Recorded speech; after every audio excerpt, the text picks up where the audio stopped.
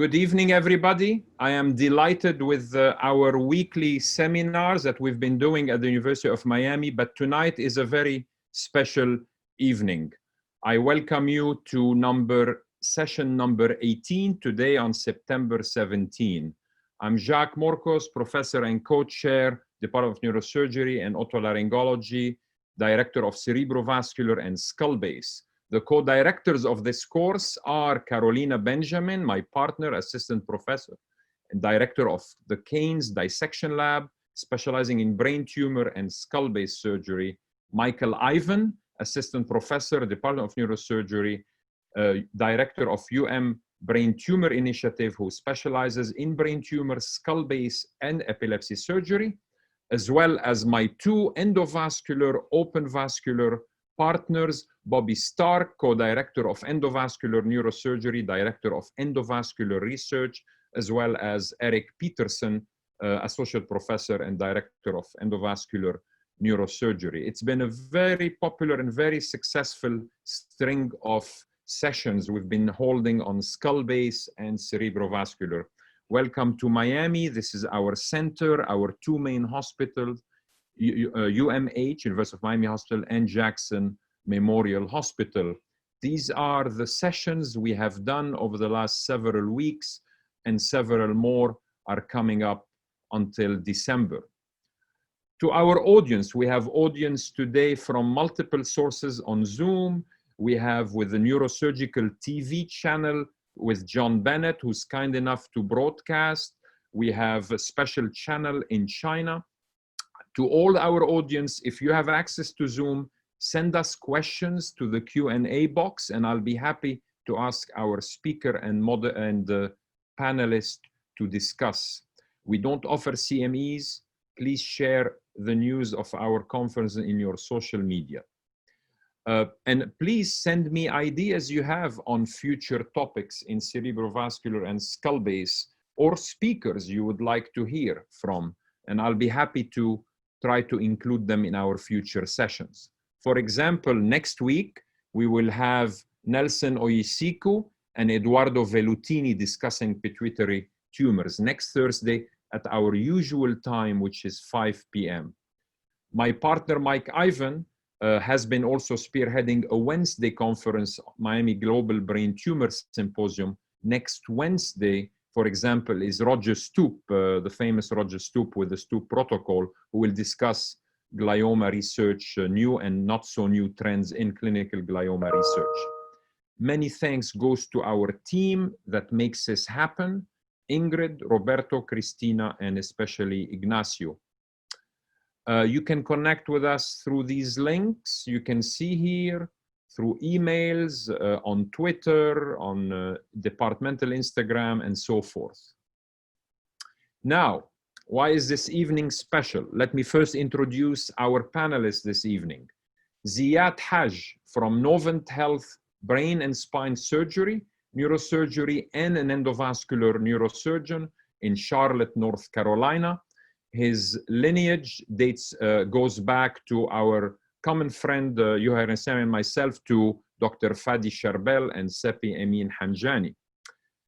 Next is Adib Abla, Associate Professor at UCSF, Director of Cerebrovascular Surgical Disorders, also an open and endovascular neurosurgeon, of course, in San Francisco. And Adib's lineage goes back to the BNI with Robert Spetzler and fellowship with Mike Lawton. Again, welcome, Adib.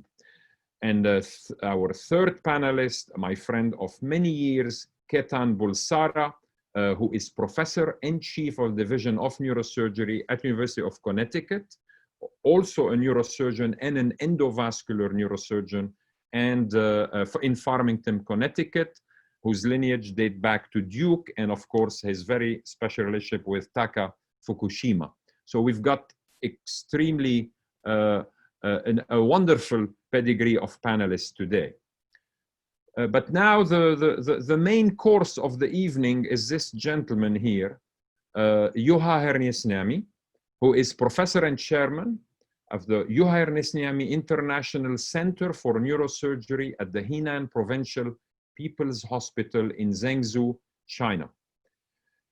I'm going to introduce him, although he really needs no introduction. I'm just doing it for myself because I love to talk about this man. So Juha was born in a tiny village of Niimonen in Kanes, Finland. Now, this is a village of less than 100 people. He was born in 1947, and perhaps that has something to do with the amazing simplicity with which he operates. I don't know. This is a picture, a Google picture of the village today. Amazing, peaceful, tiny place. Maybe he can tell us something about it later. Juha obtained his MD at the University of Zurich in Switzerland in 1973, and I believe this is the first time probably he was exposed to Yazargil when he was a medical student. Then became a specialist in neurosurgery, got his PhD in Helsinki in 1975. He then left for Kuopio, where he spent 17 years. And interestingly, he predicted when the chair in Helsinki asked him when he'll be back, he knew he was going to be back 17 years later. He indeed came back to Helsinki as professor and chair and spent another 17 years. And of course, this is where most of us know him from, and his international fame are mostly from those years.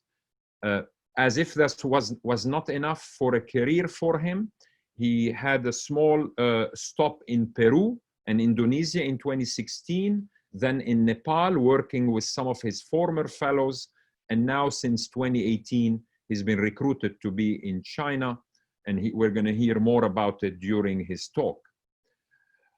What can I say about Professor Hernesniemi? I can say a lot. He is a special man. He has an incredible operative experience of more than 16,000 cases, more than 6,000 aneurysms, more than 600 AVMs, dural fistulae, 3,500 brain tumors and counting, prolific writer, more than 450 articles, 200 reviews, chapters. His H index is 72. Now you can measure the impact of a man or a woman or a neurosurgeon in many different ways, but the next paragraph probably tells you the best. He's had 3,000 visitors when he was in Helsinki. He's trained more than 100 fellows.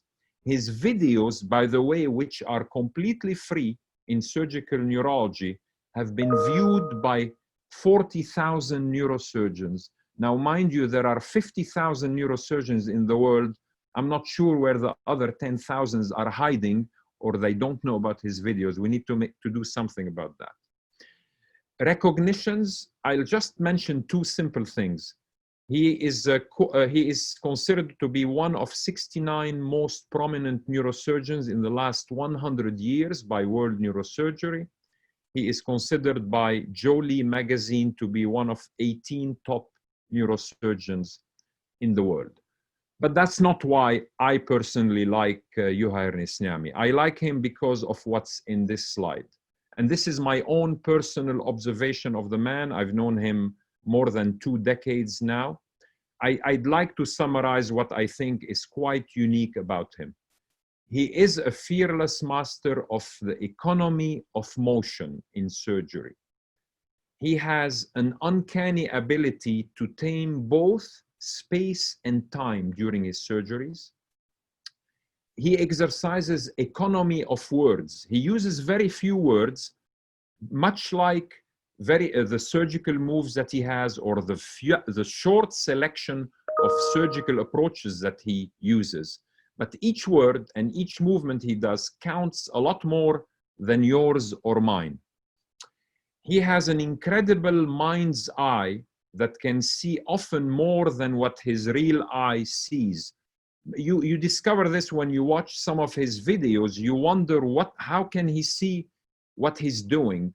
Most of us will not be able to recognize what he's doing, but he does. And that, of course, that comes with experience, that incredible depth, perception, and ability to have a very well-trained mind's eye. There is simplicity and intensity of purpose in what he wants to achieve. And that translates in how sublime his technique is and how incredibly humble he is of character. It's an incredible contrast that you don't see often in neurosurgery, or very rarely. He is a no-nonsense guy, a pure soul with almost childish innocence that leaves no room for pretense in himself or in others, meaning he just says it like it is. And if you don't say it like it is when you are in his presence, he probably will not appreciate you.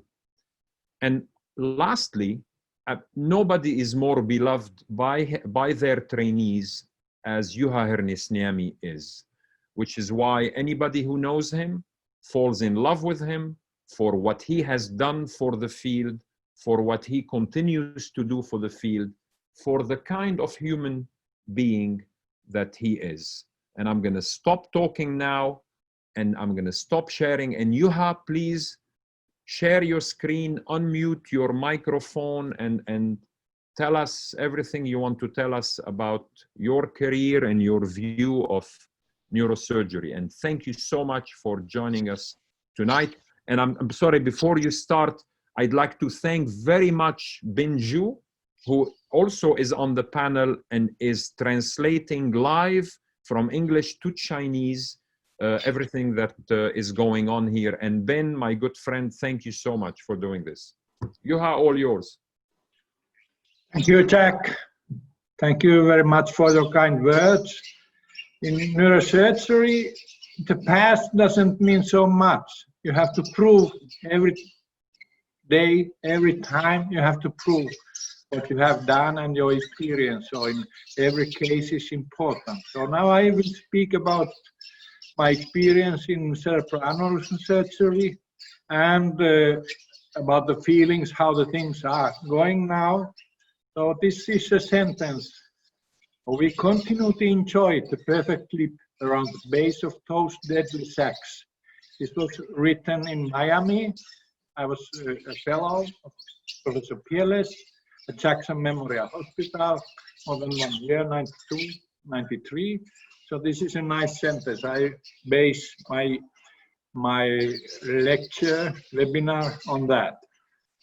So like Jack was telling, so during the 18 years in Helsinki, I had extremely many visitors in Helsinki, and I learned a lot from them because we could discuss after operations, and they made their critical remarks on my techniques, and I had good ears to listen, and all the time was changing the techniques more simple and to serve the patients better. And in the operation room, we had this world map. You could put your needle where you are coming, and so at the end there was no more place in Europe, but also some crowded places in other parts of the world.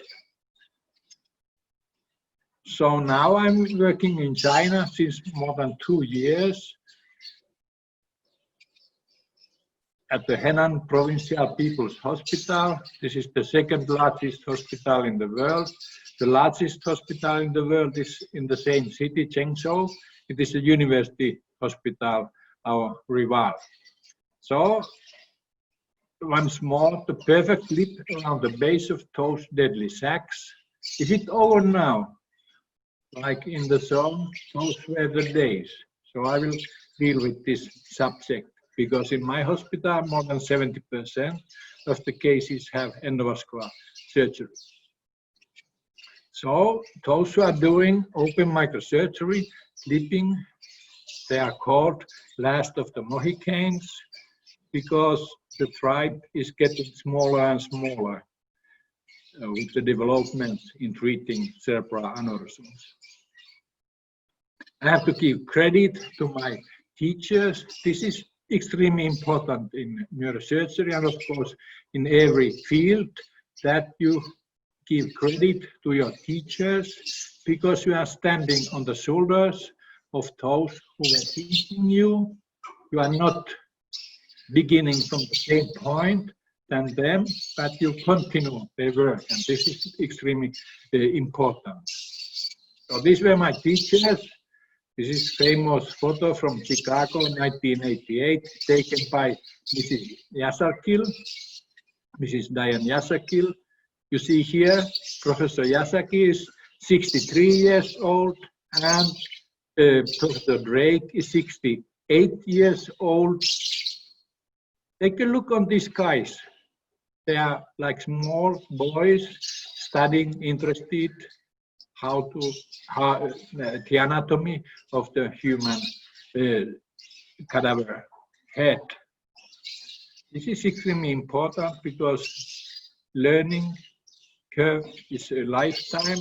I remember when I was studying medical science in Zurich, so my teacher in anatomy, Professor Diane Dendery, he was shouting, medical study is a lifelong study, and anatomy even more. And this is extremely true.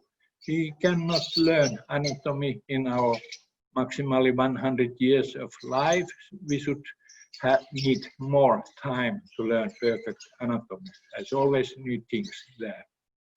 And this is in Miami, 93, February 93. I'm sitting with Professor Drake. He's checking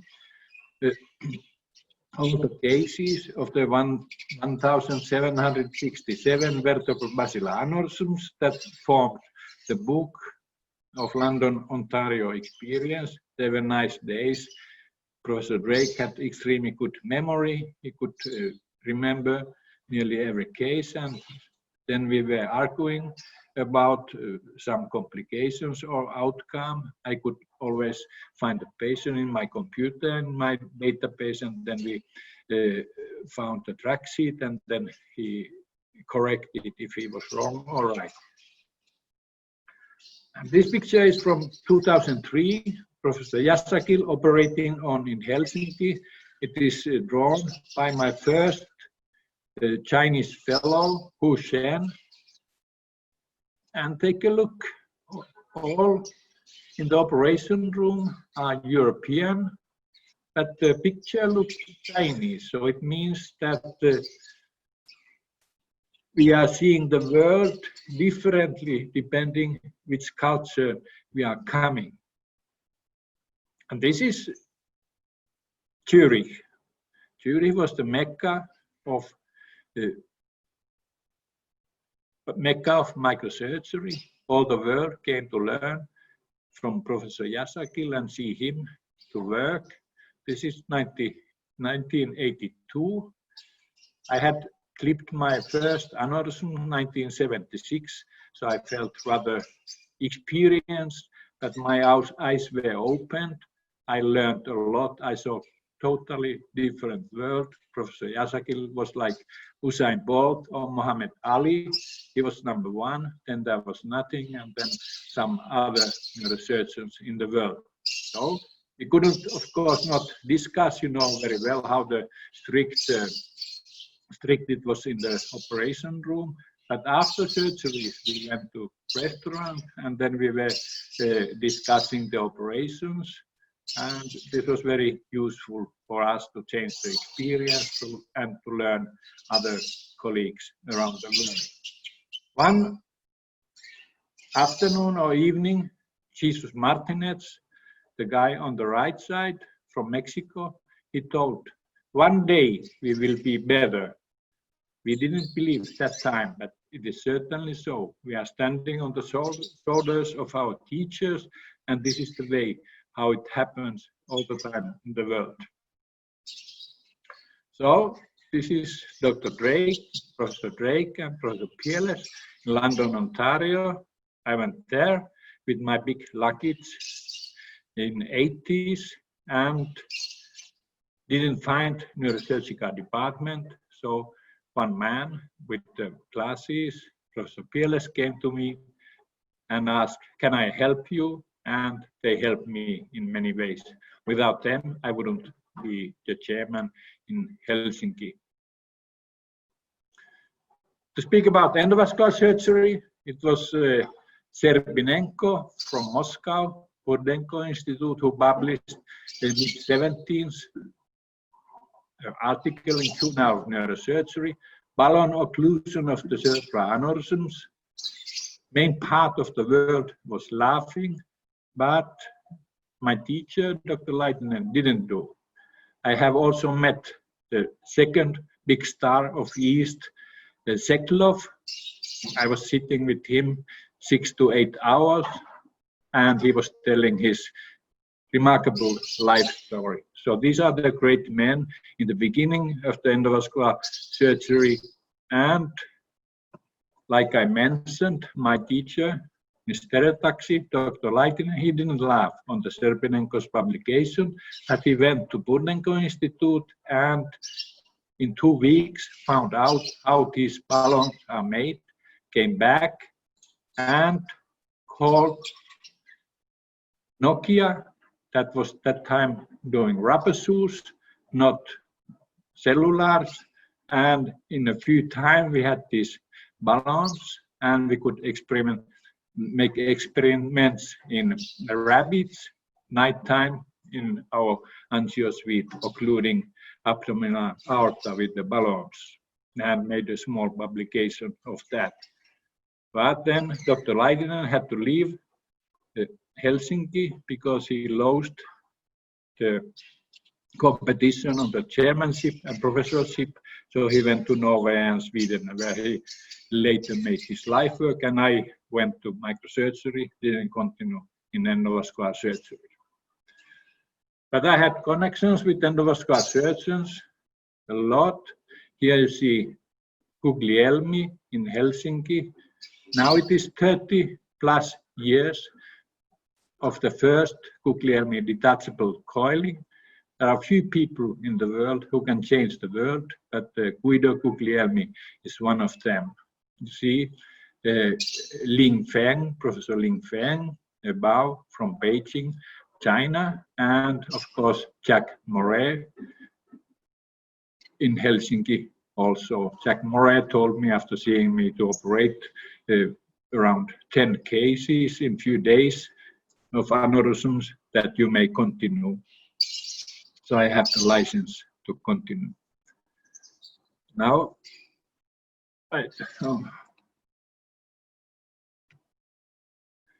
here is the middle cerebral artery aneurysm, unruptured right middle cerebral artery aneurysm. In the follow-up in 2 years, it was growing slightly. There is a nipple of the aneurysm, and it was growing, and the patient came for surgery. So here you see the operation, right-sided lateral supraorbital approach, incision to the skull, 1 layer opening, strong hooks retracting the flap, small flap. Only upper part of the temporal muscle is cut, and then I make 1 burr hole here. I was always wondering already as resident, why are you doing the burr hole down in the most difficult place? So I began to do here, and now under high magnification, opening the sylvian fissure with a needle, very cheap, and then injecting water inside the sylvian fissure. And you see these are Kamiyama scissors. I have been around the world and always take a look for the best things, tricks, instruments. Kamiyama scissors are extremely good, but also very delicate and expensive, so you will lose them. I have lost in the first moments here in China my scissors. So now going down in the sylvian fissure, which I opened distally, we see the strong wall of the aneurysm, but we see also in the upper part, we see the pleb, the thin part of the aneurysm, cutting the arachnoid under high magnification, dissecting M2 away from the aneurysm base, checking the origin, and now I should put the temporary clip. How? I go distally. I will find below the aneurysm, I will find the M1, checking the aneurysm more. And you see now, you saw now the pleb, the aneurysm ruptured there. And that's why, because of growth of this bleb, the patient came rather quickly for operative treatment. So now I'm dissecting to see the M1 below the aneurysm and saving the perforators, put a golden temporary clip on the base of the aneurysm and take a J-formed clip to take the strong base of the aneurysm and checking the position of the clip, take the temporary clip out, slowly, carefully, this is important. And then now checking the first clip position, then because the aneurysm has a strong base, I have to add more clips, one more J-form clip is going there, and then one more small clip to take, because in the handling of the clip we have a weak place, the aneurysm may fill, so this small clip was going there, and now there's small remnant here taken by one more clip, and then after that we checked with Doppler and ICG, so the M2s are well filling, and this is the situation. And the patient went 3 days after surgery home, flew home, having good outcome. So this was the sister of Guido-Guglielmi. The patient was sister of Guido-Guglielmi, and I think this is very important, at least for me, because Guido-Guglielmi is the inventor of the coiling, and he's sending, in spite of that, his sister for open surgery, because wise doctors select the best treatment for the patient. Wise doctors recommend the most proper treatment for the patients, and we have to know that patients are not doctors.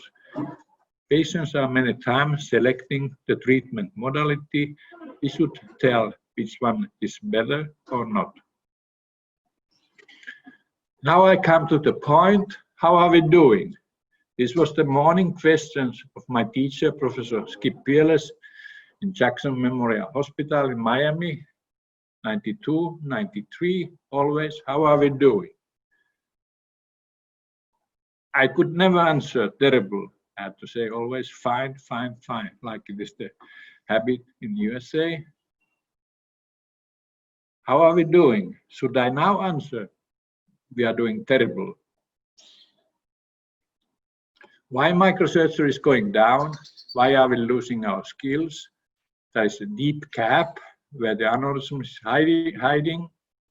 Then there are a lot of fears, and there's a lot of lack of skills. This is extremely important. There is poor training, love of comfort, less experience. This means that fears are coming. There is big threshold to operate on, and this is extremely important in open microsurgery. Why microsurgery is going down? Why are we losing our skills? Helsinki, during my time, 18 years, 95% had open microsurgery of the aneurysm. Only when I was traveling, they were coiled, but now, big change, only 35% of the aneurysms are clipped. This means that maybe one case a week will be operated on instead of many cases. This means a big threshold and fears in operating on, is my thinking. And why? In microsurgery you see everything. All bleedings are caused by you, not by the fate. No black and white shadows, but the real world is seen. And complications and deaths are difficult as you see directly everything under the microscope. It was your hands and instruments at the place. So these are complications. This is Jian. These are terracotta soldiers in Xi'an, big army of soldiers. And these are like my complications.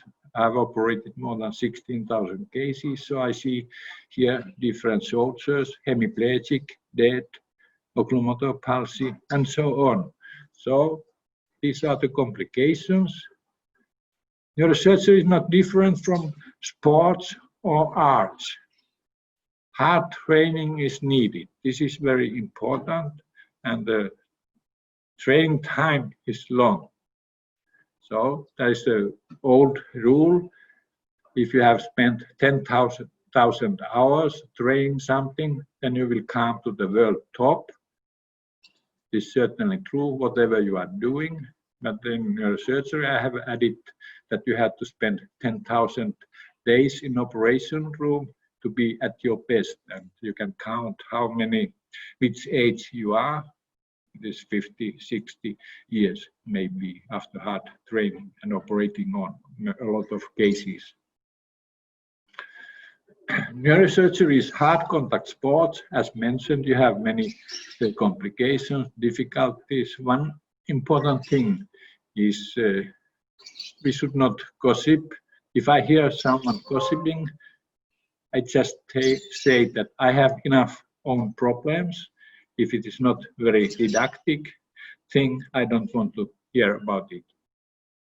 So I saw next video. This is running. Yeah. This is edited by Daniel Kochurov. He's now working in Israel. This is unruptured giant basilar artery aneurysm. 68 years old lady.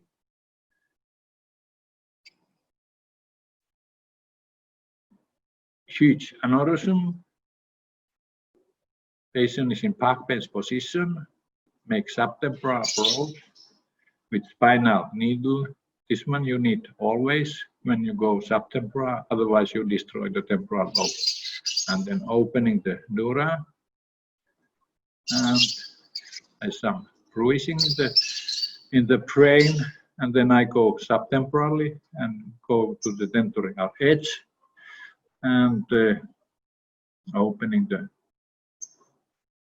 basal distance here, and then you have space. Then you have space. Then you are no more compressing the temporal lobe. And then to come better to the basilar artery aneurysm base, I open the tentorium. I cut the tentorium behind trochlear nerve, coagulating first here,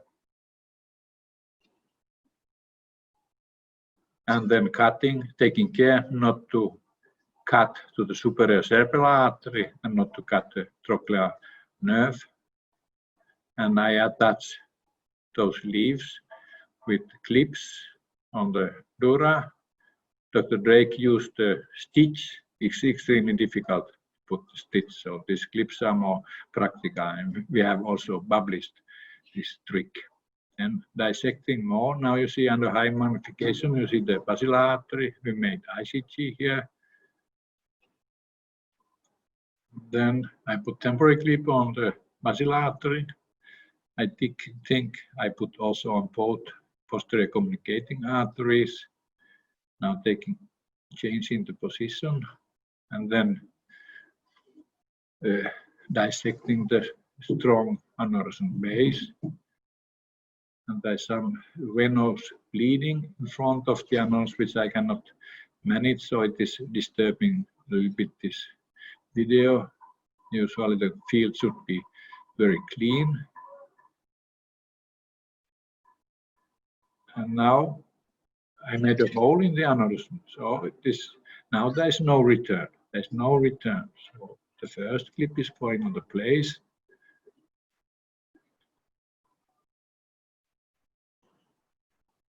And then changing the clip several times using ring clips like Dr. Drake used to do in giant aneurysms. So changing the clips, checking the situation until it is perfect. Otherwise, the patient will not survive here. So now this is coming from the hole.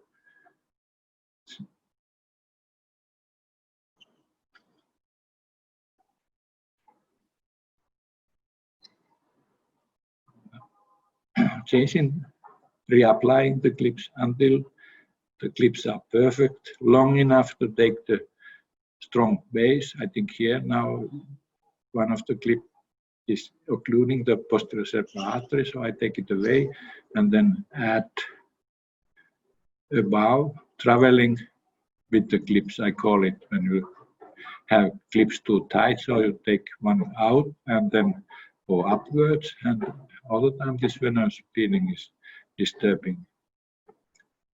And now it's finished, and there are two clips on the base of the aneurysm, and checking, a lot of checking with Doppler, ICG, and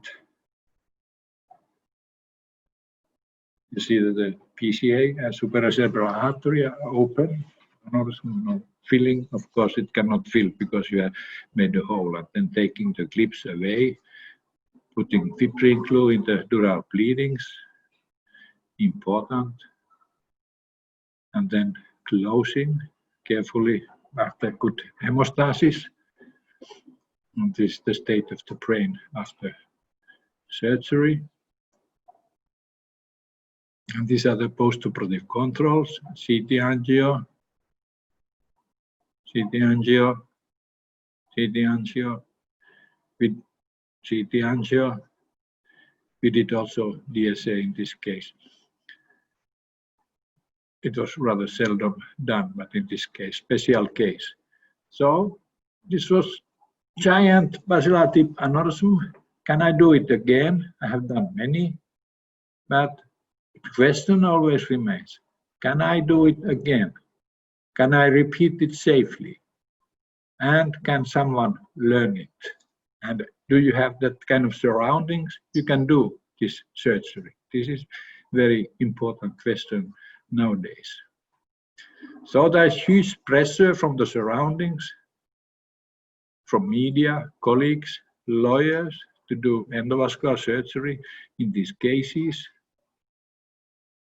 Has some problems in training. One of the problems, or three of them, are time.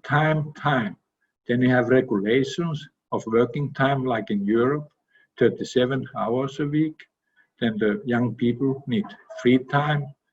They ask for quality time, family time, and the general attitude is not so positive if you are not earning a lot of money for hard working like it is needed in neurosurgery. I call those fellows who came to Helsinki hungry samurais because they're working without salary and very hard, endless hours operating on, recording and writing papers. So our career is short. This olive tree is 3,000 years in Turkey. So as compared to that, our lifetime span in neurosurgery, active time, is rather short, 50 years. So as also thinking that fishing might be better than surgery, I didn't believe that. So after my retirement, I have continued to be involved in neurosurgery. But still, I think, how can you learn, how can you teach this, to put these clips in this way? Can I do it again? Can I repeat it safely? Can someone learn it? And this is difficult nowadays. There is no good answer, except there are a lot of videos which tell how to do. So you can push these coils in basilar tip aneurysm after 1 year of training in endovascular surgery, but you cannot put these clips after 1 year of training. You need many years of training to clip that kind of aneurysms. So in good microsurgery, only training makes a master. You have to eliminate the tremor. Initially, in the first months or year, you might have tremor. If it is not disappearing, it is better to do something else than microneurosurgery, endovascular surgery, neurology, or psychiatry. Continuing tremor is very stressful for the surgeon, and as everybody sees it nowadays in the video screen. You have to analyze your experience. This is extremely important. You have to have own record of your operations and results to tell the patients how the surgery coming will be. And once more, the training time is extremely long. It is lifetime. When I was in Miami in Jackson Memorial Hospital, I applied for a professorship in the most northern neurosurgical clinics in Finland, and one of those referees who assessed us was Picard from Great Britain.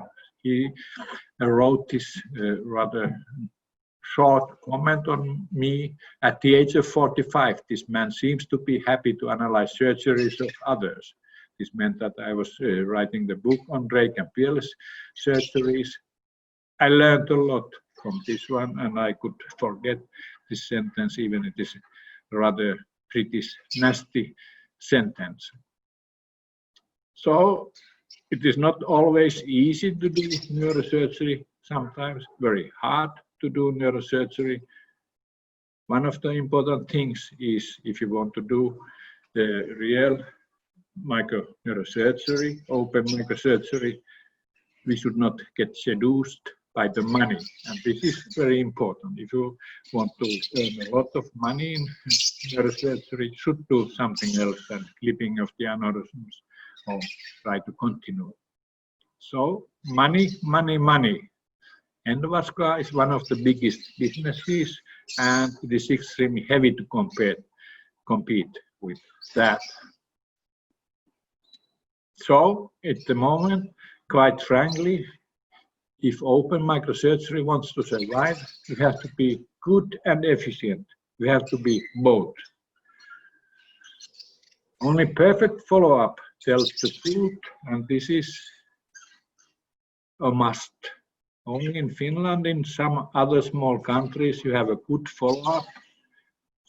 You can follow up every patient until their death, so you see the effect of your treatment. Worst or no follow-up in the largest countries of the world with the biggest economies. You cannot follow up the patients in China, Latin America, difficult in USA. You are losing 10% of your cases a year, and the same counts also many other countries. The willingness to follow up the patients long time is also many times absent. But I think in the big countries, they will open their eyes. Why? Because treatment must have good results, and it is expensive. So many times I hear in congresses, in my series, metropoles follow-up maybe 5 minutes, or we are waiting for the figures which never come. These are one of the things when you ask for the follow-up of the patients. So this is the series of Finland, Helsinki and Kuopio, Kuopio and Helsinki. So there are extremely good databases in both cities. I initiated in Kuopio in 1980s. Now collected more than 18,000 aneurysm patients with more than 22,000 aneurysms. I have operated, like mentioned, more than 6,000 of them, and that we have also good databases of with all information on AVMs and dural AV fistulas. So how to do better? Extremely good follow-up is important. You should know what happens to the patients you have treated long time after the treatment. It's never too late to train hard. As mentioned, medical study is a lifelong study, and anatomy, to learn anatomy even more. You should train your best young people. They should become better than you. You have to be proud of your young trainees, young people, because they certainly continue what you have been teaching them. There are some problems in training. The personality of the trainee might not be good for neurosurgery because attitude might be not good, not hardworking. And if the trainee is always ignoring advices, then it is not possible to train this person. From the trainee side, from the teacher side, there is many times lack of mentors, heroes, friends.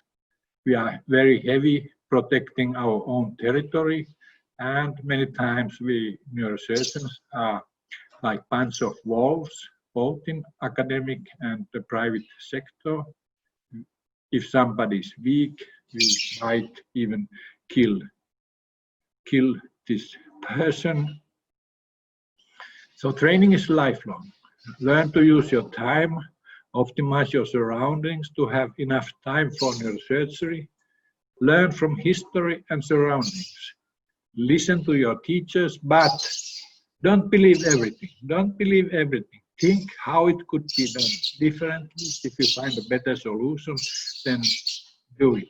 Do it. So this is how to advance here.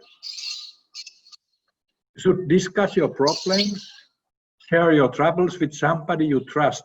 This is the mentor. And you should select a good mentor. You should work hard, do also unpleasant jobs well, and assist a lot of operations. And learn from others, especially nurses. Nurses have long experience and good eye for surgery. They will support you when you are doing well. And very important, cooperate well. You have to cooperate well in a team of nurses, doctors, and you have to take care of the patients.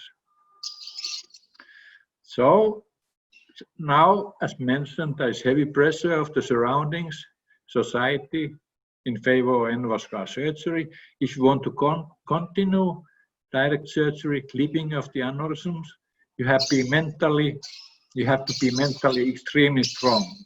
And there are many different cultures giving pressure around the world, but you have to be extremely strong and sure about your skills and also about your results. One of the disturbing me is the shaving of the female hair. Hair is one of the oldest and worst punishing violations of females. This is very common in China and also many other countries.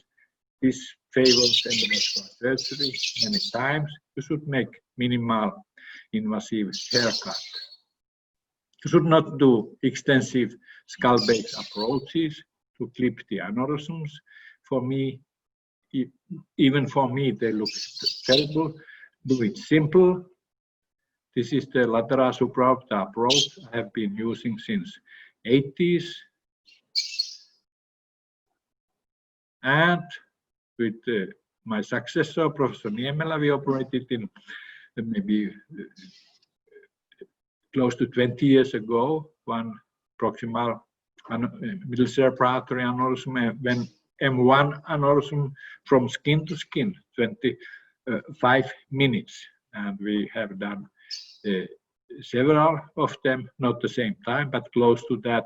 So this is very practical approach when you can, when you have learned to do it to the aneurysms. Flap should be large enough. There's a lot of discussion how small flap I can do. Flap should be large enough for your skills, for your instruments, for the lesion. Because surgery is not sports, patient is paying for that.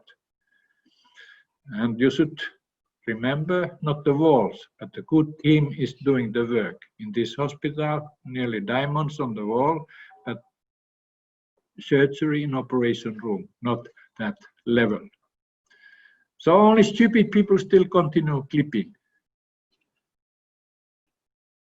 Who have clipping? Poor people have clipping. In China, poor people without money for endovascular surgery, they get clipping. And who have no treatment? Poor people who don't have money for a clip. This was in Nepal. The ruptured aneurysm patients went home because they didn't have the money, $300, $400 for a clip. And one of the important things is even neurosurgeons informed that the opening of the head is dangerous. This makes our own reputation questionable. To open the head is not dangerous. It is our profession. Those telling differently should not call themselves neurosurgeons. And those who are opening the head in a dangerous way should stop their activities. This is my thinking. So in microsurgery, so many times asked, what have I done? Now there is heavy control of the surroundings and society. WhatsApp is singing, Twitter is singing, WeChat in China. So there's a lot of information going on and a lot of gossiping. But one thing is sure, you cannot continue with the flow of complications and poor surgery because your reputation is going down with this information transfer. There are many routes that go to Rome. Take the shortest, cheapest, and best one. It is many times clipping, middle artery aneurysms, and many other aneurysms. This is from the Kuopio-Helsinki database. So 1/4 to 1/3 of the aneurysms are complex. Out of the 22,000, there are large aneurysms, 1,500, giant 600, middle artery aneurysms more than 6,000, and then large intracerebral hematomas needing many times operative treatment. 1/5 hydrocephalus, 20%, and then you have aged patients with tortuous vessels, not so well suitable for endovascular surgery. So these are the cases which might have and should have open microsurgery. Now this is from my past, 99. You see this old lady, 75 years old lady, deeply unconscious with very heavy subarachnoid hemorrhage, as a vertebral pica aneurysm. I operated on acutely. If you take that kind of patients, of course, you will have morbidity and mortality in the series, but you may save also lives with your treatment. This is MC aneurysm. They are superficial, the MC aneurysms. They can be picked up like berries, like driving a bicycle. Even my mother could do it. These are usual sayings. Of course, it is not so easy, but they can be done well.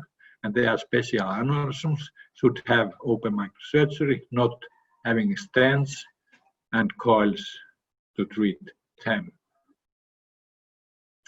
Here are difficult aneurysms, like Dr. Drake called impractical aneurysms.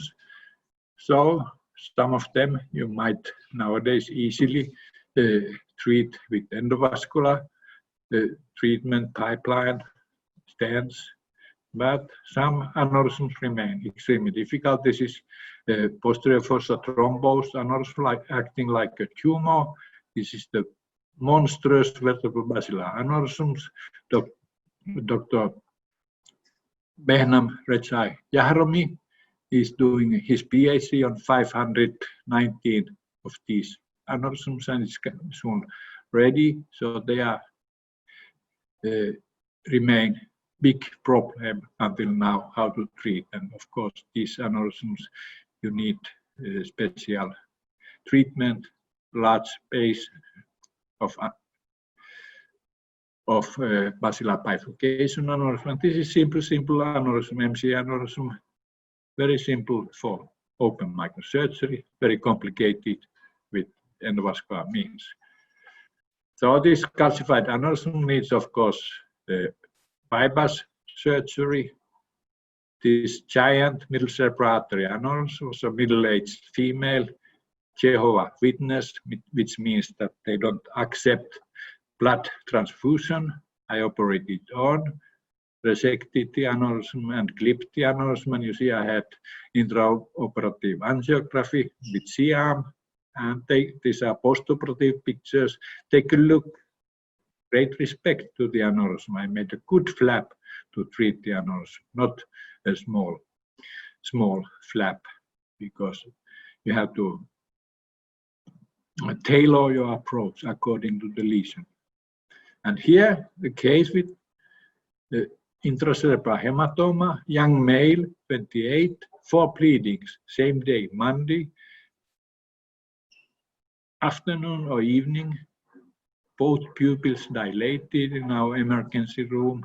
We made CT and immediately CT angio, and the patient was in 15 to 20 minutes inside the operation room. I took the hematoma out and clipped the ACAM aneurysm. The patient recovered like a miracle, could go after some time, some weeks in hospital, could go home, is not able to work as taxi driver, but is able to take care of his children and good father for them.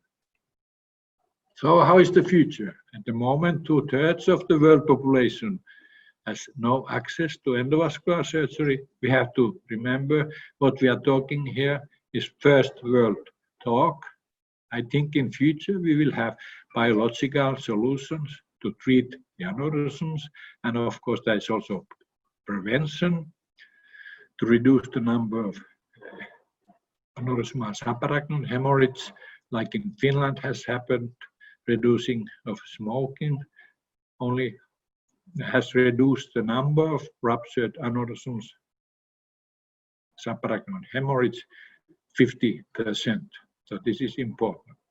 In China, smoking in males extremely common, and also atherosclerosis in both genders. This increases the number of aneurysms. So then we have recurrences, and this means that you have to have a good follow-up to find the recurrences. They might come after many years. You think the patient is doing well, but then you will have that kind of things. Also in open microsurgery, you might have recurrences, like here. And this is after stenting, big hematoma. This patient I operated on acutely, but couldn't save, he died, young patient. So one more video.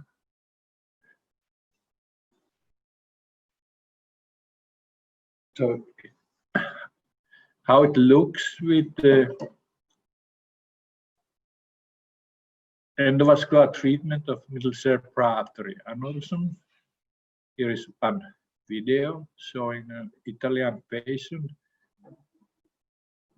1 year after treatment of her MCA aneurysm.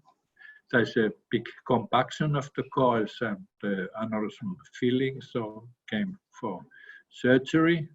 So this is again under high magnification, opening the sylvian fissure, injecting water to distend the sylvian fissure, and then dissecting towards the aneurysm. You will already see the coils, and you see the aneurysm, and hopefully here, after short dissection, I'm pushing a clip on the base of the aneurysm, hoping that it will manage well, but you see the clip will close both M2s, and I try to travel, but both M2s are closed, so we have to open the aneurysm. And after 1 year, it is already more difficult than after recent treatment, because the coils are scarred and part of the aneurysm wall. So now I took the proximal clip out now and begin to take the coils out to have enough space. It looks dangerous if there's enough base left. Now we see the inside of the aneurysm, and then I take curved clips to reconstruct the base and have the flow in M2s.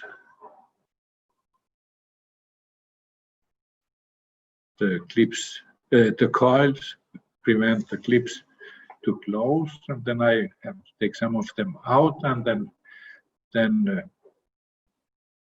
add one more clip to have the whole aneurysm closed. And now we make ICG, so the M2s are filling, and this is post-operative DSA done in this special case. So you see that both M2s are filling and the aneurysm is gone. So this is the most important sentence Dr. Drake, PLS, and me wrote in the book on the basilar aneurysms in 90s.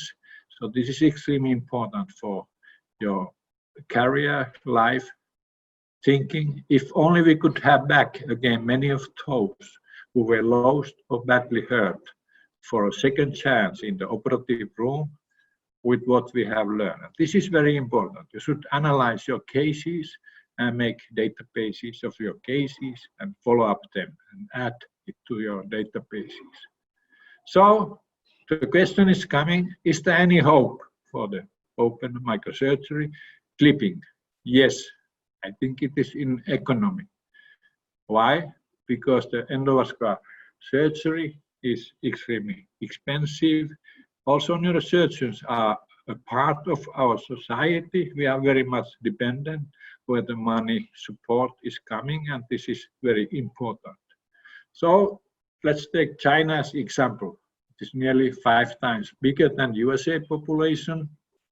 In roughly 1.5 million populations, there are between 3 to 4 million people carrying unruptured aneurysms. This means in USA close to 1 million. Price of pipeline in China is 220,000 RMB. This is around 70,000 US dollars. Price of a clip is around 300 US dollars. So there's an extremely huge difference in the prices of devices. And of course, if you put the stent, you might need also coils, and these costs are increasing. I think like COVID-19 stopped traveling. I think high costs of endovascular treatment will reduce its use if they don't go down with the prices, and it doesn't seem to be so. So with these high costs, there's no country in the world that can afford those increasing costs if they want to treat all the patients. In the world, there are more important global needs like clean water, food, prophylaxis for many diseases than to push something inside the aneurysms or arteries. Take a look at this picture. This is medical doctor, old famous painting. So we should be like that. Many times we don't know what to do. We are thinking. He has no means to help the sick girl, but he's sitting there thinking and supporting the family. And this is how the neurosurgeon should be. We have difficult diseases to treat. He should support the family surrounding this diseased patient. This was Dr. Drake. He was an excellent neurosurgeon, good medical doctor, but also a good human being. And this is certainly one of the most difficult things to become in the world. Training is once more lifelong. Learn to use your time. Do not spend your life in hospital meetings, in working days. Only very few of these hospital meetings are important. You can fill your whole week with that and then avoid operation room where your main job should be. Aha, are you still clipping aneurysms? Yes, and I am proud of it. We are alive and continue clipping, getting all the time better. And I still think that the clipping is the best and most durable aneurysm treatment with good follow-up and in skilled hands. Perfect clip around the base of those deadly sacs. Very important sentence, nicely formed in English. This is Dante in Italian. You were not made to live like brutes, but to follow virtue and knowledge. And this is neurosurgery. And this is very important. We are lucky, happy to be in this field. So I want to thank the best personnel in the world that has surrounded me through these years. Anesthesists, nurses, this is Hanna-Lena in Helsinki, this is Ping in Zhengzhou, Henan Provincial People's Hospital, looking at the screen, instruments are flying in the hand without speaking. So, as mentioned, all my videos are free in internet, HERNESNIEMI 1001, and then our book, Helsinki book, in different languages are free in internet. So just Google my name. So the videos are not available in China, but we are now trying to give them forward to all Chinese neurosurgeons. This is maybe the thing they are lacking in numbers. So I thank you very much. Kiitos, seiseni. Thank you, Juha, very much for this tour de force of summarizing all your thoughts after 40+ career. Appreciate it very much. I'll ask you a couple of questions that came from the audience, maybe before we open it to the panelists. Dr. Marcelo Platas, our good friend from Argentina, wants to ask you, have you always been happy with CTA pre-operatively to tell you how an aneurysm looks, or do you sometimes use DSA? Since 2000, we used nearly only CT angio. We have been happy with that. Now here in Zhengzhou, they do in every case DSA if there's a smallest suspicion, because they are so experienced in doing DSA. They do 10,000 angios a year. So this is like factory. But I think CT angio is you make CT, you see subarachnoid hemorrhage, you shoot contrast. In 15 minutes, you have beautiful pictures, and you can go immediately to operation room. This was how we did. So I have been happy with them. Yeah. Very good. I think I'll invite Ziad Haj to share his screen and maybe share one of his cases. Absolutely.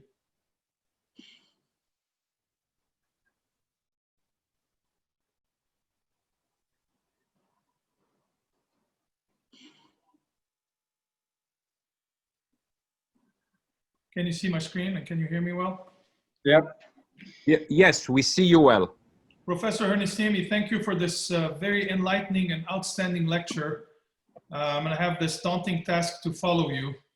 Dr. Morcos, thank you so much for inviting me and for putting together this amazing symposium. So I'm just going to show this case of a 64-year-old male vasculopath, known hypertensive, former smoker, quit smoking in 2013, who was on vacation in Jamaica and presented to the emergency room over there with stroke symptoms. He had right facial droop, slurred speech, and altered mental status.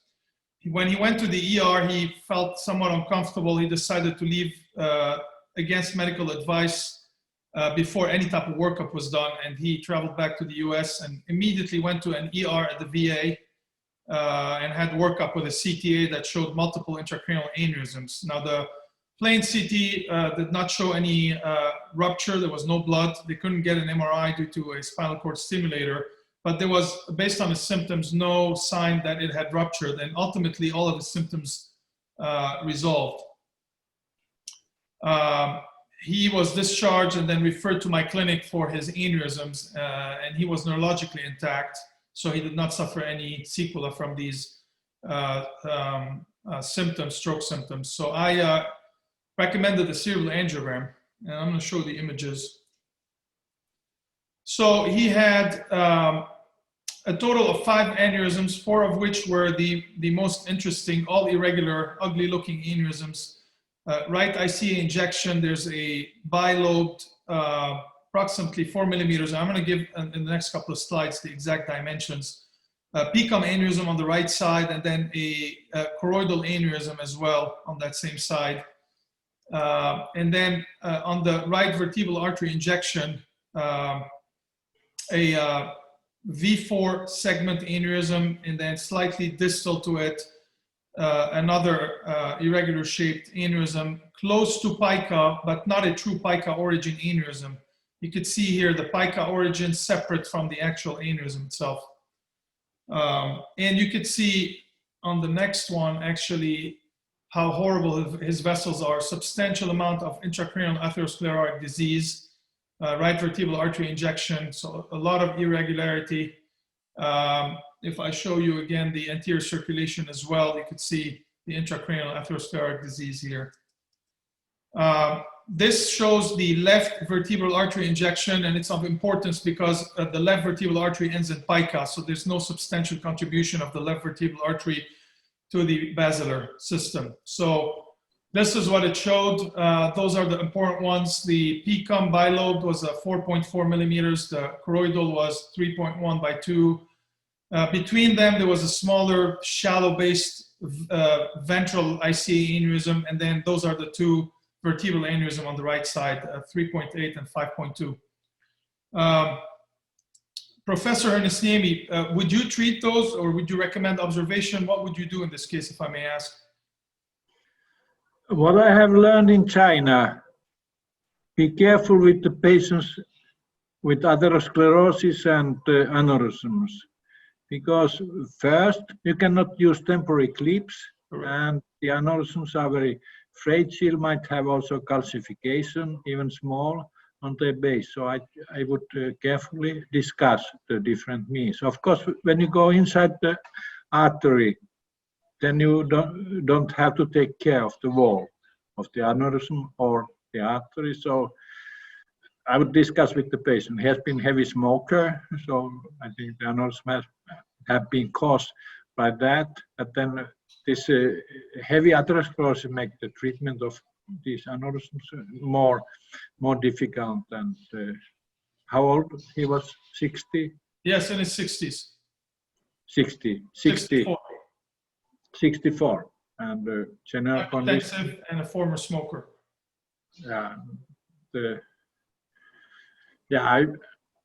Of course, it is not difficult to treat the PCOM and anterior choroid aneurysm, and the posterior fossa aneurysm need a different approach.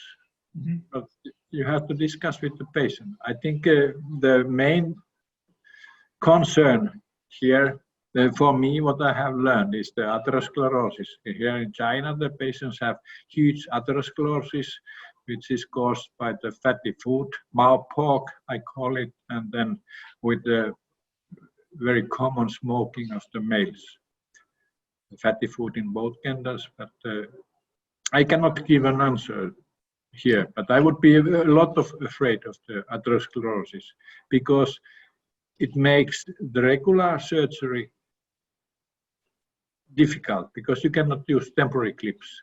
Absolutely. This is what I say, yeah. Juha, if I may ask you, with your extensive experience back in Helsinki, suppose this patient had very convincing warning leak before he flew back.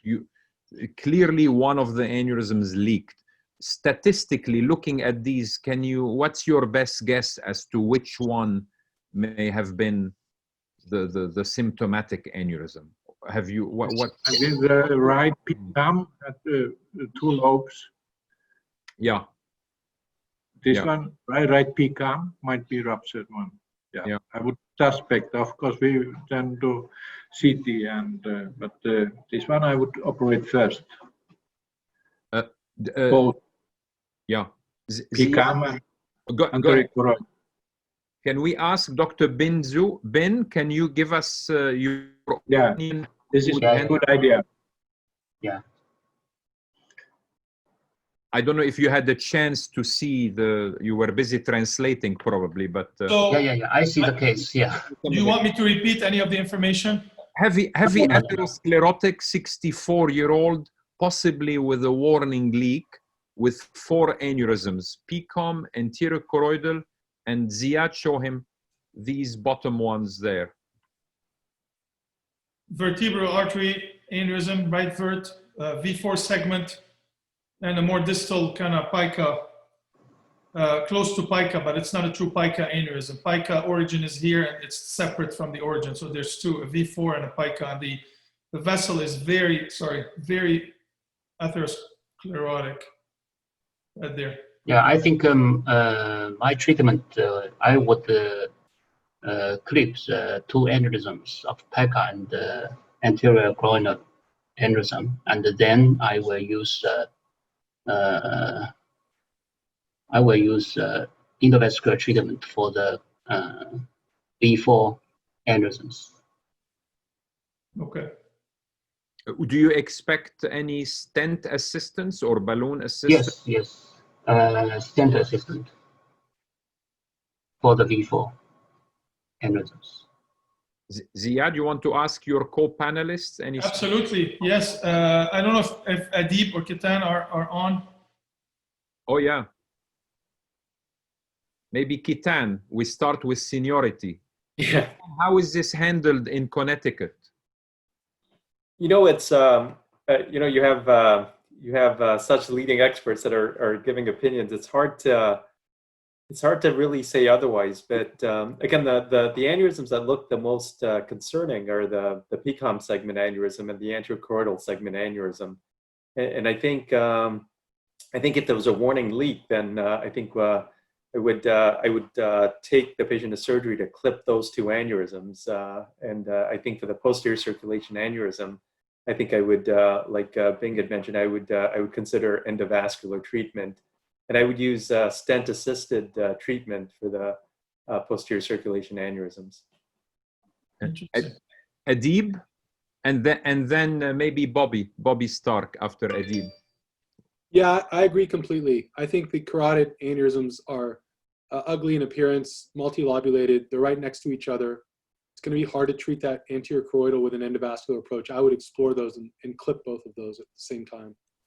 And then you could observe the vertebral artery aneurysm potentially, or you could stent coil that pica. The other one looks pretty small, so maybe hard to treat the smaller one endovascularly. But you may be able to get 1 or 2 coils into that more proximal smaller one. But you could also follow those on the vert. Bobby, endovascular interventions have advanced so much. Is there even any role for microsurgery on a case like this? Can we, I have to ask provoking questions to make it interesting. So what do you think? Seriously. I get the endovascular questions, I guess, on this one. I mean, I agree. No, I'm not telling you how to answer. I'm asking, you're an expert. Yeah, so just taking them separately, the anterior choroidal and the PCOM, we've had cases like that in a very young person where I would favor clipping both of them at the same time. I think that's fairly straightforward. We've had the same case in elderly, sick patients, even with smaller, more wide-based aneurysms, and we've been able to successfully coil both at the same time. If it's ruptured or it's leaked, I favor probably surgery. But in a sicker or a more poor-grade patient, I would probably favor endovascular. You could coil those. And same thing for the posterior circulation aneurysms. If they're unruptured, I think you could consider following them, as Dr. Abla said, nicely. I would probably favor endovascular treatments for the posterior circulation ones if they're unruptured. I think those could both be treated endovascularly, potentially coils with a balloon or double microcatheter technique or stent-assisted coiling. And then, I don't usually like to place flow-diverting stents across the origin of the pica, so I probably wouldn't lean towards that option, but you could still come up with an option where you coil and place a stent and coil the one inferiorly. Even with an ugly looking vessel like this and a unique vert. So the right vert ends in pica. Left vert fills the basilar system. Yeah, and that's why, I mentioned, you know, I think observation would be very reasonable. I agree. Like, those are not easy cases to treat endovascularly, and the risks certainly go up significantly. And then once you need to introduce a stent into those locations, it becomes a lot less exciting. So that's why I also mentioned, you know, for some of these patients, I'd consider trying to do a balloon-assisted coiling or a double microcatheter technique, and then stent only if I had to. I agree. Proximally, especially below the first aneurysm, it looks quite, the vessel looks quite diseased. Yeah. So, but I wouldn't be too excited about clipping these either. You know, you'd have proximal control and distal control, but still the vessel looks particularly bad. I'd want to look at the CTA, and as Dr. HERNESNIEMI said, see how much calcification there is in the vessel there. Mm-hmm. You know, Jacques, I was gonna just for the anterior circulation aneurysms, for the PCOM and the anterior choroidal.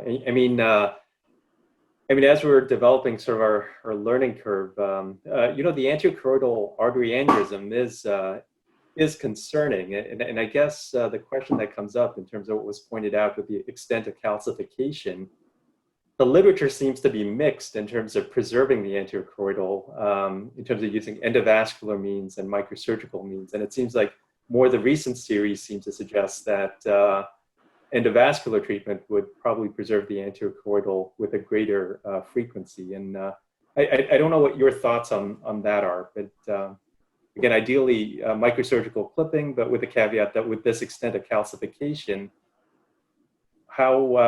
what are the chances we'll lose the anterior choroidal artery? Yeah, I certainly agree with you that what's published in the literature when they've done that meta-analysis, the anterior choroidal had a higher complication rate, certainly than a PCOM. But, you know, you're there for the PCOM, I would still look at it, and, you know, they can be, as you know, thin-walled, and there is duplicated anterior choroidal, and not to include them in the clip and so forth. But, you know, let's hear from Ziad what he did. Okay, so let me, just to go back, the symptoms were more of the left ICA type symptoms. So I don't think it was a sentinel leak, right facial droop, slurred speech. So I really wasn't convinced that those two aneurysms were symptomatic at the time. And I was very worried about the posterior circulation aneurysms. I was worried about all four of them, but if I had to start with treatment, I would start with treatment of the posterior circulation aneurysms in my mind.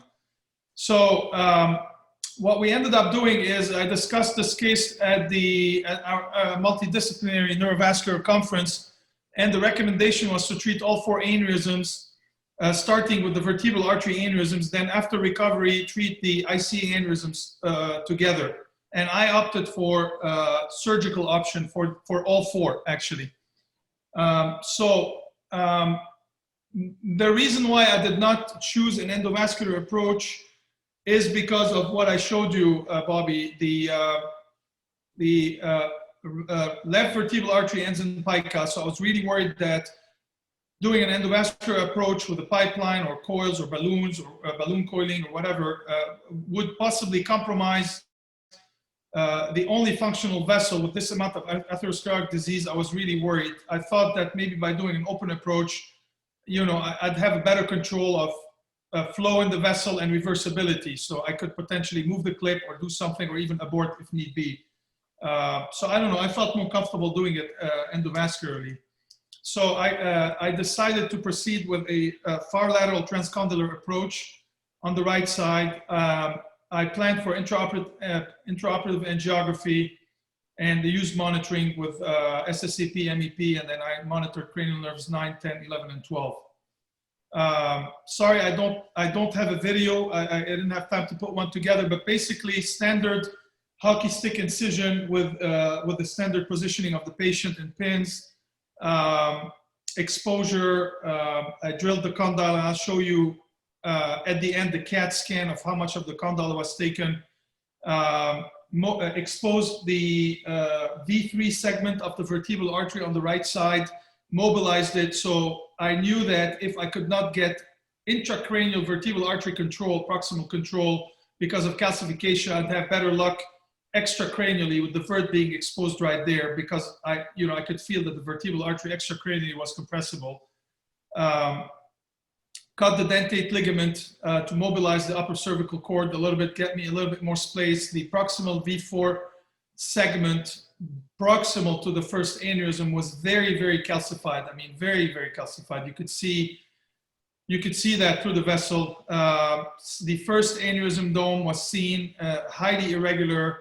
All of the 12 rootlets were crossing over it and stuck to the dome. And then the distal dome of the aneurysm was also kind of stuck and digging into the medulla. So I had to dissect those very carefully and kind of stop right there because I did not want to clip this one first. Then I identified the pica origin, which again, based on what we knew from the angiogram, was separate from the more distal aneurysm. The distal one was also very irregular. It had rootlets of the 10th cranial nerve kind of adherent to the dome. Those had to be dissected very carefully, very fragile nerves. Kept stimulating. I had the option of stimulating those nerves, and I did, and they remained intact. Then I decided to clip the distal aneurysm first because then the clip blade would be and the hub would be away from me, obviously. So I used a 10 millimeter straight bayoneted clip, and after I clipped it, I saw that there was a remnant at the base. And to follow with the concerns that Professor Hernesniemi had and just mentioned, I thought I'd try a temporary clip in order to deflate that aneurysm and be able to push the clip down and get that remnant at the base, and I was absolutely unable to. My clip did this and stayed exactly like that, so the vessel did not budge. So I literally had to move my clip and replace it without temporary clipping, and thankfully I was able to. So I was able to readjust it, and I had no remnant. I made sure that the 10 rootlets were not inside the clip blades, especially at the very distal end. And as you can imagine, despite my far lateral transcondylar approach, I had difficulty looking at the very distal side of the dome and making sure that the clips were not involving any of the rootlets or any perforators. Then I came down and I tackled the proximal aneurysm. I used a 45 degrees 5 millimeter fenestrated clip. Again, this one had to be repositioned, and I had no problem getting full obliteration of the aneurysm. Again, important move to inspect the rootlets of the hypoglossal nerve to make sure that they were not in the clip blade. And then I did intra-op angiography. I had, before positioning the patient, while the patient was still supine, I just placed a long sheath, 45 centimeter sheath, that I pretty much turn around and I suture to the buttock so that I have access to it in a lateral three-quarter prone position. So the angiogram was done in that position with the radiolucent Mayfield. And you can see that both aneurysms are completely obliterated with full patency of the pica right here. And again, the very ugly looking vessel. This is the postoperative CT scan in bone window, just to show you the extent of the exposure. So I took half of the posterior arch of C1 in order to mobilize the vert, bring it down, find the atlas condyle junction, and then drill the condyle. Not a lot, just enough to get me there. And then you can see my first clip, and distally my second clip right here. The patient woke up intact, no lower cranial nerve deficits. He did well, had a slightly slower recovery. I think he had a pneumonia during his hospital stay, but otherwise was discharged and did well. He's currently awaiting treatment of his, this is relatively recent, so he's waiting to have his right IC aneurysms treated. I think that's it. This one. Good job, Ziad. Yeah, very nice. Thank you. Excellent. I think just for the sake of time, we'll go to Adib. If you could stop sharing your slides. Yes, absolutely. Any comments from anybody on the treatment of Ziad? What a fight. Yeah, it was. Are my slides showing up? Yeah, very well, Adib. Okay, great. You can hear me okay? Yes. So thanks so much for the opportunity, Dr. Morcos. Really appreciate the invitation. Professor Hernesniemi, thank you for your lecture. always inspiring. I remember you spoke to us in Phoenix in 2008 when I was a junior resident. I was inspired then, still inspired today, so thank you. Really enjoyed that. So I'm going to talk, let's see. Click on the actual present, yeah. Yeah, got it. No disclosures here. These are all my cases. Obviously, as Professor HERNESNIEMI said, always important to recognize that we stand on the shoulder of giants and those who trained us, so always important to recognize your mentors and also your team. Neurosurgery is a team sport, and we work with a big team. This is the case. This patient presented from an outside hospital, sudden onset, worst headache of life, nausea and vomiting. She had a known aneurysm that had not been treated, had been followed, and no one had ever offered it an angiogram because of this genetic mutation that she had. They were worried that she had a vasculopathy that would make it dangerous to do diagnostic angiography. And so she presented to our institution with ptosis and ophthalmoplegia, but otherwise a non-focal exam. And this is the finding, subarachnoid hemorrhage. And we can see a mass, obviously. And then the CTA, hopefully this comes through, but we can see it here. So she's got multiple aneurysms, but the left carotid aneurysm is the one that we're worried about. And we can see that she only has one A1, and this aneurysm starts in the petrous segment and is partially thrombosed, obviously giant, and she's got that right MCA, which we don't think ruptured.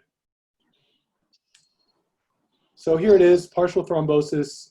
This had been growing over the years. Now it's ruptured. She had never been offered treatment. She's got this other aneurysm. And then again, she has a left A1 aneurysm as well, and no A1 on the other side. So both A2s and this whole hemisphere fill from that carotid. And here we can see the sagittal. So it starts very low, and most of that aneurysm is cavernous, but it has blown through the distal ring, and so that's why we have the subarachnoid hemorrhage. So I'll stop there, and Professor HERNESNIEMI, I'd love to hear your comments. I see this is very complex case. Complex case. It is not straightforward case, like many are saying. But I think this is a case you need a bypass to treat the aneurysm, to trap the aneurysm. Based on this, what I see. Fresh subarachnoid hemorrhage from a giant aneurysm, so which you can, I think you cannot clip, and the patient had some angiopathy also. Also, I think this is a bypass case to trap the aneurysm.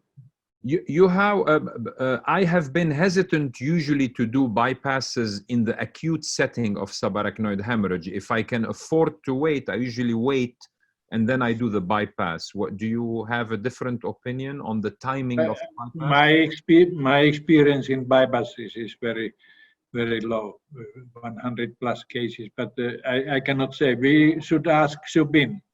He has done more than 7,000 bypasses. So, what is your opinion, Subin?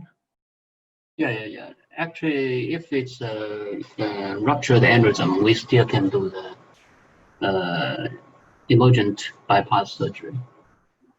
It's more difficult, but we still can do that. Yeah, no, I'm not worried about the technical aspects of it. I worry about vasospasm, and I've had a couple of patients. Yes. Know, sometimes we also wait. Yeah. Right. Shubin, would you do this case of Adib endovascularly with the flow diverter, or would you do it open, or how would you handle this case? This case definitely needs a bypass surgery, because if you use a pipeline, you need to use antiplatelet treatment. It's very dangerous for rebleeding, rehemorrhage. Okay. Adib, back to you. You're in charge. Yeah, so those were our thoughts exactly. This is a very long aneurysm. We didn't think we could get a flow diverter across this. Didn't really have a good clipping option to go into the cavernous sinus. And I did worry about vasospasm, but in terms of the progression, so our subarachnoid hemorrhage algorithm for aneurysms that have ruptured. Start with coiling. If it can't be done, consider clipping. And if that can't be done, then I go to bypass. So that was the progression here. I think this aneurysm fails options 1 and 2, so you have to go to bypass, as the professors mentioned. So in terms of what to use here, we're considering high flow and low flow. Radial artery for the same reasons that Dr. Morcos mentioned, risk of vasospasm. And if the patient goes into spasm, may not provide enough flow. The one question I guess would be the most provocative about this case is to trap or not to trap. So I don't know if we have time for questions, but that was the most provocative part of this. Yeah, of course. You ask whatever questions you want, Adib, of whoever you want. Does anyone want to have it, or anyone want to comment on what the potential is for trapping or not trapping, just for the viewers? I guess it's one technical nuance here to consider. As opposed to a Hunterian ligation, you mean? Yeah, exactly. So whether to go proximal or proximal and distal. Yeah.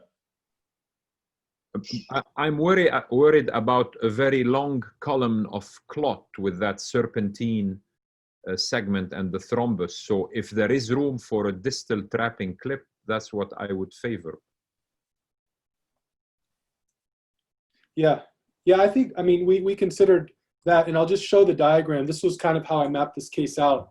I wanted to promote as much flow as we could to the anterior choroidal and to the PCOM on that side.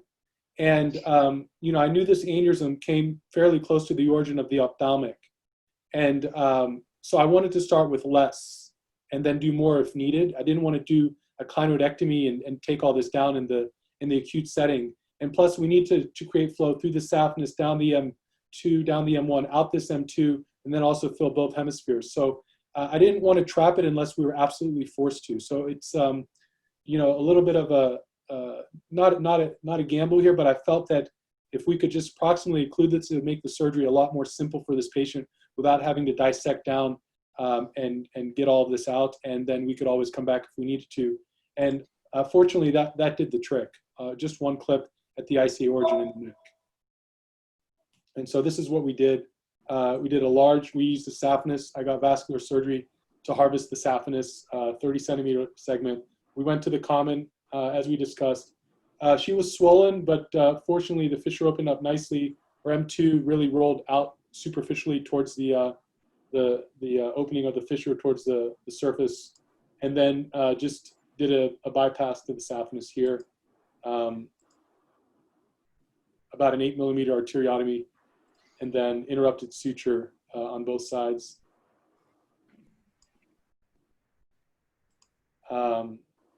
And then once that's in place, we go down to the neck and just bypass to the carotid.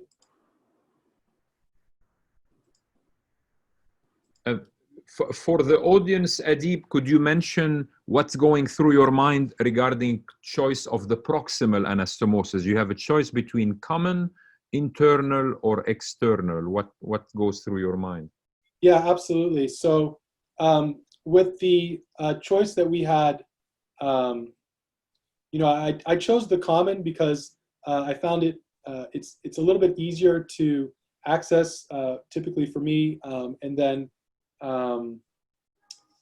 we can just put a clip on the internal, and I like to do the end to side down in the neck rather than end to end to the internal. You can use the internal, but it's a little bit more distal, so you have to dissect a little bit more superiorly, as you would for a CEA. And I find the common tends to be a really nice donor. And then, we just put a clip across the origin of the internal. And then the other thing is, if we clamp across the common, we have the potential for some retrograde flow from the external up the internal to just help out with a little bit of ischemia time or collateral flow, rather than putting the clip on the internal. So that was why I went to the common here, and we had the length. Yeah, I agree with you in general. I just was worried that there is no A1 on the other side. And all the points you mentioned, that's what I usually use common. But in this case, I probably would have used external end to side though, to avoid completely no flow arrest into that, semi-isolated carotid, I guess.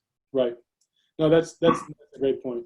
But also, you would have gotten the same flow through the external most likely. after you occlude the internal or at the origin. But yeah, I guess I was worried about getting as much flow as we could to that hemisphere and the right ACA. But yeah, I think external would have been fine. And so here's our flow Doppler, and we verify that we've got flow through the saphenous, 157 mLs per minute. So I did not do an intraop angiogram, and nobody wanted to do an angiogram on this particular case in that setting until we knew more about her vasculopathy. So we just did everything off of CTA, and so this is what we ended up with. We can see the saphenous, we can see it anastomosed here to the M2, and then we get flow all the way across M1, IC8 terminus, and then we can see the retrograde flow. Here's a video of that. So we can see the retrograde flow, and then you can see a difference in the contrast. So this was post-op day 0. You see less intensity of the contrast here. So this is already starting to thrombose, and then I'll show you, this is post-op day 3, where the contrast in the aneurysm has gone away. But there's the junction of aneurysm, and then at the location of the ophthalmic is really where this this transition from normal to abnormal. I mean, it's all abnormal. Yeah. Go ahead. Sorry. No, that was it. I mean, she wasn't perfect. She did have some spasm and some hemiparesis, but she recovered eventually. And I'll show you the MRI and the CT perfusions. You can see the CT perfusion post-op day 3, but then we have some watershed infarcts post-op day 7. And then here's her 6-month CT. So you don't get away completely free here. I think she definitely has some positive speech, but can say short sentences. And her hemiparesis is improved, but she still has a pretty significant limitation in right thumb movement, but is now anti-gravity in the right upper extremity and can walk with a walker. Do you think you could have avoided any infarcts by putting a distal clip? Or do you think those are vasospasm related? That's a great question. I'm not sure. I think they're probably from vasospasm, but the other thing is hemodynamics. Is that saphenous vein graft providing enough flow for that entire left hemisphere? I thought it was, but I'm sorry. How would the distal clip? You think the strokes maybe from emboli? Or? Thrombus in the aneurysm, because that's what you want to happen ultimately, is for the aneurysm to thrombose. Right. Somehow, even though the flow is coming the opposite way, somehow it can happen. I see. It's certainly possible. Yeah, I thought the flow would be going down the ICA absolutely subarachnoid segment to. Sometimes it finds its way. Sure. Yeah, and we put her on aspirin. And the other thing I didn't mention is I give 5,000 of heparin during the high flow cases. When we use interposition. But yeah, that's a great point. Yeah, and the other thing too is, the ophthalmic, again, we're lucky that no thrombus showered down the ophthalmic at that junction, at the top of that column. I've had a couple of cases where, you hope the flow will go cleanly to the last branch. Right. And I mean, all you need is a millimeter of imperfection, and then you shower emboli and get blindness in the retina. Couple of things I wanted to add, Adib, about your point of how would you know how much flow you needed, whether it was enough or not, to follow in the footsteps of my great mentor, Professor Charbel. I think if you use NOVA, it allows you to measure how much flow you need to replace, and then if you have the opportunity to do intraoperative measurements, you can calculate that deficit that you're going to need, and then you can decide. But I mean, honestly, I don't see any higher carrier than a saphenous vein. Right. I mean, that's a phenomenal point. Absolutely. We don't have NOVA. And my hope was that all the flow that she would have had going up the internal would just find its way to the graft. But I mean, you can't know for sure without NOVA, for sure. Thanks, Adib. Great case. If you could stop sharing your slides. And Ketan, yes, please share a Connecticut case with us. Okay. Let's see. So again, Professor HERNESNIEMI, Jacques, thank you for allowing me to be on this panel with both of you. I learn an amazing amount of stuff every time I interact with you, read about all of your work. Bin, Ziad, Adib, I mean, those are some amazing cases, and Bin, it's great getting your input on these cases also. So the case I was going to share is this 47-year-old right-handed patient who was involved in a very high-speed motor vehicle accident. She suffered extensive orthopedic, pulmonary, and abdominal injury. And amazingly, through all of this, her neurological examination was non-focal. As part of the trauma workup, she got initial head CT. And again, for the extent of the body injuries that she had, her intracranial injuries were very limited, an excellent neurological exam. She had some trace subarachnoid hemorrhage and a subdural hematoma on initial CT. Because of the subarachnoid hemorrhage, even though it was trace, because it was given the mechanism of injury, we got a CTA initially, thinking, well, maybe there might be some injuries there, and there were no vascular lesions identified on CTA. So at this point, she's making her recovery, and normally for these sorts of patients, I've been getting surveillance imaging a few weeks down the road, just given the mechanism. So at 4 weeks up, again, just given the mechanism of her injury, get a surveillance CT angiogram. And now on the surveillance CT angiogram, there's a new aneurysm present on the distal anterior cerebral artery, specifically one of the paracentral branches, and a catheter angiogram was performed. And in terms of the angiograms and the surgeries that I do, like most of us, I do them in a hybrid room where once you go into the room, the intent is when you come out of the room, the aneurysm is treated either microsurgically or through endovascular means. And this is an oblique view, and this is a new aneurysm.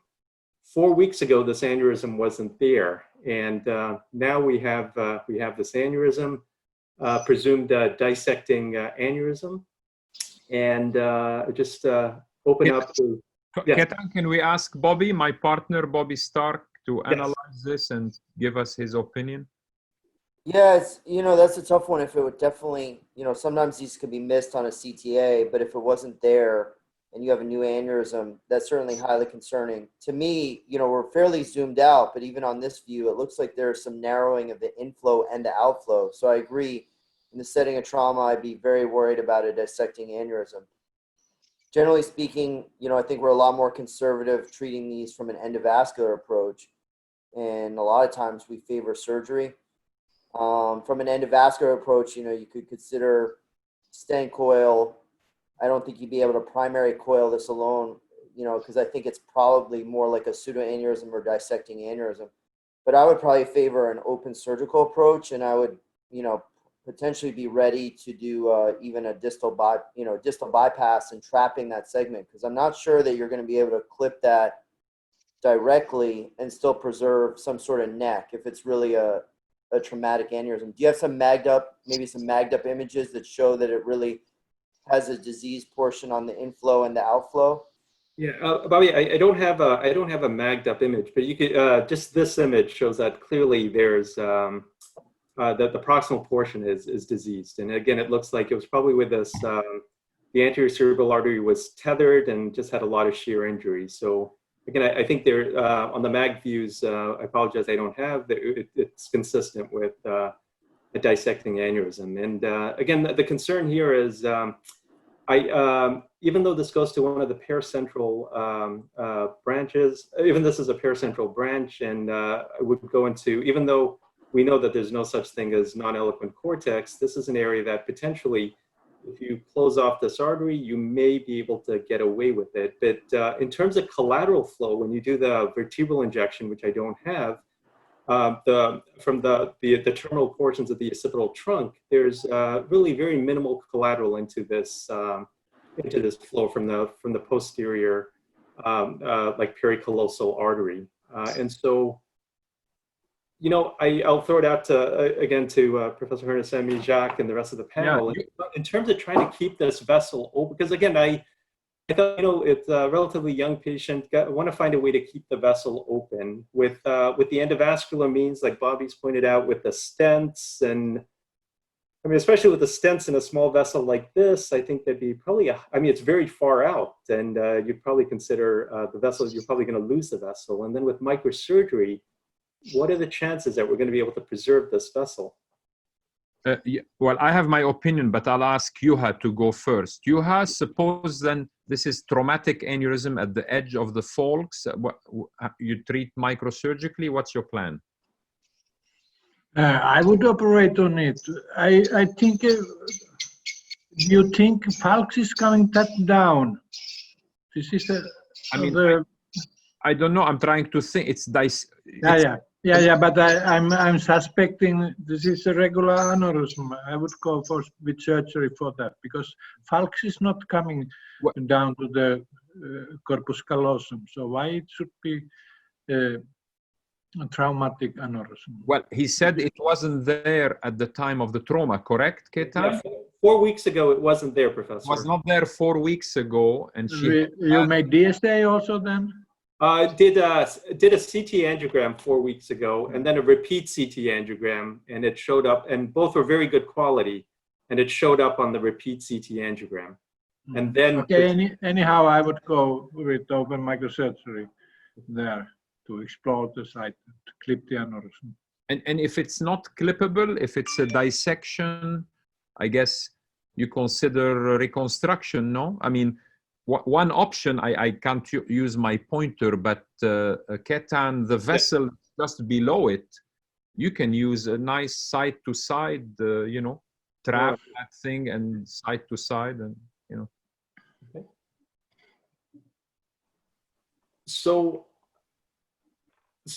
So again, again, just going into the hybrid room, thinking of those options. I did a super selective catheter angiogram, and again, this is what it looks like on the angiogram. And you know, I think in terms of my thinking process, trying to preserve this vessel. Not sure that I would be able to, even if I attempted it, keep the vessel. I'd probably lose both vessels if I tried to do a bypass on this. I'd lose both vessels for sure. I thought, well, there is an opening here. It's probably too small for a stent, but it seemed like it was good enough to get a microcatheter through. And so I get my microcatheter through this opening, and while the microcatheter is in there, it's occlusive, and get one coil into the dome of the aneurysm, and this is the immediate post-op result.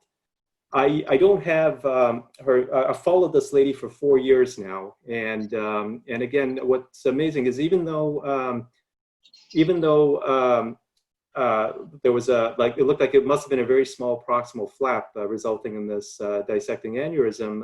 The vessel has maintained its patency out at 4 years, and we've been following with MRAs. So again, it was just these aneurysms have always dissecting aneurysms, at least for me, have always been very, very tricky, whether they be in the anterior circulation or posterior circulation, or I mean, in this location, I haven't dealt with a lot of them, and this was one of the first ones that I dealt with. And in this situation, we were able to preserve the vessel using the endovascular means. But that's what I have on this one. Ketan, I'll read to you one comment from Edgar Natal, you know, a superb cerebrovascular. I'm just going to read his comment he put here in the chat, in the QA. Hello, Edgar. Thank you for joining us here. This case of distal AC aneurysm seems to arise from an anatomic variant of the ACOM complex, maybe a median artery of the corpus callosum, because they seem to be independent arteries, the pericallosal and the callosomarginal. I think the best option is microsurgery. That was his comment. But, well, I think you got lucky here that it didn't, I mean, that simple endovascular maneuver resulted in a permanent cure, but could have gone the other way too. But good job. Any comments from the panelists? Anybody? I was going to opt for a microsurgical approach, honestly. I'd be worried with the stent because of that. I think it's probably vasospasm after trauma, a traumatic aneurysm with vasospasm probably at the branches going in and out of the aneurysm. So my first thought was microsurgery, especially that I'd be worried about putting the patient on blood thinners with a stent in the setting of a subdural. I don't know if I had resolved by then or not, but she had subdural and subarachnoid. So, and I had the same thoughts as you, Jacques, that in the event that the aneurysm is friable, there's no neck, then there's the other vessel next to it you can bypass too. Knowing the risk of losing both vessels, as Kitan said. Adib, how would you have managed the case? Yeah, I probably would have personally gone open and tried to clip reconstruct, and you have a nice donor vessel there next to it in case you can't. But I mean, it's hard to argue with that picture. That's a beautiful result. Very nicely done. Well, of course, Kitan hasn't shown us the other 10 cases that have failed. He only chose the one that has worked. But that's Kitan for you. No, I'm joking. Yeah, you know, Professor Morcos, this is the only dissecting aneurysm I have for the ACA. So, so right now I'm batting 100% on these. There is a question from the Dr. Marcelo Platas again. He said, would you recommend using navigation for ACA aneurysms? Perhaps not in your hands. You've done so many, but people who may not have done so many ACAs and honestly can probably get lost to know which part of the interhemispheric fissure to go to. Is that something you'd recommend? Intra-op navigation? It's very good to use navigator if you don't have big experience to go there. Yeah. Because you don't have any landmarks. So navigation is very good, helpful. Shubin, do you have any comments in general? Because it's now 9 o'clock and I'd like to, we've answered all the questions posed to us. Any questions, Shubin, any panelists, anybody wants to ask somebody else a question before I send you all back to your beds or to your work? No? Well, no questions. May I say something? Please. May I say something? Yes, okay, we have to thank Subin. He added 2,000 Chinese neurosurgeons. I know, I was about to thank him. Yes, I just wanted to. Yeah, but 2,000 is the number. Unbelievable. Shubin, we are extremely grateful for what you've done, waking up early, helping us advertise this and helping everybody listen to the grand master of cerebrovascular neurosurgery and a friend of so many of us. Juha, you are a living legend. Legend doesn't mean your work stops, you are. And please continue doing what you're doing, teaching and inspiring everybody. To my friends on the panel, thank you so much for showing up. To the audience, thank you, and I bid you goodbye. Thank you. Thank you very much. That was an amazing symposium. Thank you so much. Thanks so much. Thank you, everyone.